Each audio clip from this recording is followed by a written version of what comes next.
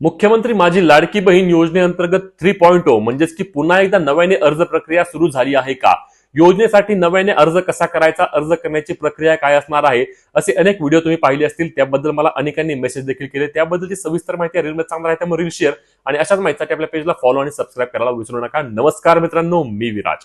मुख्यमंत्री माझी लाडकी बहीण योजनेअंतर्गत पुन्हा एकदा नवीन अर्ज सुरू झाले आहेत. याला लाडकी बहीण योजना 3.0 असे देखील अनेकांनी नाव दिले आणि आता अर्ज करा असे देखील सांगितले. परंतु मित्रांनो, लक्षात घ्या, लाडकी बहीण योजनेसाठी कुठल्याही प्रकारची ऑनलाईन पद्धतीने किंवा ऑफलाईन पद्धतीने नवीन अर्ज प्रक्रिया सुरू नाही.